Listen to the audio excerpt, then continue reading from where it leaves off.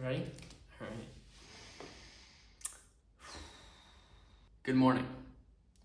Approximately 11 months ago, on October 27th of 2023, I returned to my Washington dorm room to find that under my door, my roommate had put a note prompting me to do the dishes.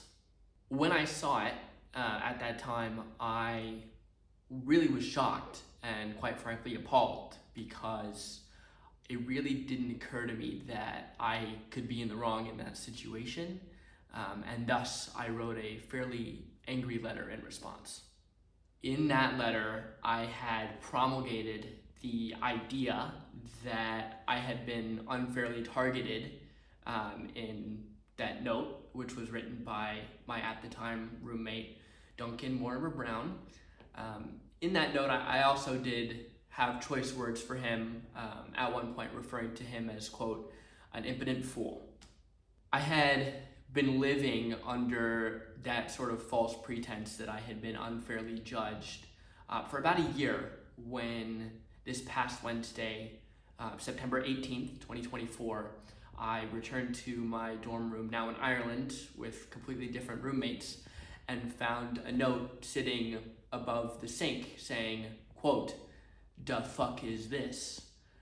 At first, I was again shocked. A number of questions had begun to ring through my head, including who could have written something like that, what could be any possible reason that they wrote it towards me, and how could this happen again? I later learned that the note had been written by my roommate, Brendan Garibaldi Carroll, which made sense to me at the time, given that I assumed writing that kind of note was only something that a Georgetown student would be capable of. In my rage, I had grabbed my laptop and prepared to write another strongly worded letter in which I would refer to my roommate Brendan as, quote, a cantankerous bastard, or a deceptive fiend. And that's when that third question had continued to ring in my head. That question being, how could this happen again? It was then that I remembered the wise words of former President George W. Bush, those being, fool me once, shame on you, fool me twice, can't get fooled again. And I realized that most people never get any notes from their roommates telling them to do the dishes, and yet in less than a year, I had received two. The conclusion that I drew from that is that I must be the problem. Are you sure you're ready? We can take a minute if you No, need. that's good. Okay. Had I left those dishes in the sink overnight? Yeah, I did do that. Did I need to take some accountability for who I am?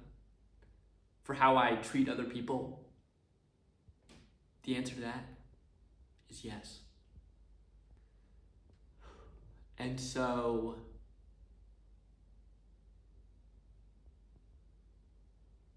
I picked up that first dish and I cleaned it. And then I picked up another dish and I cleaned that one as well. And I kept picking up more and more dishes and cleaning them one at a time until they were all done. And guess what? I lived. I had gotten to a point where for every meal that I had cooked, I had also done the dishes. And it was at that point that I realized that there were always still more dishes to be done. I started chipping in for my roommate's dishes, Elle's dishes, Caroline's dishes, even Brendan's dishes at times.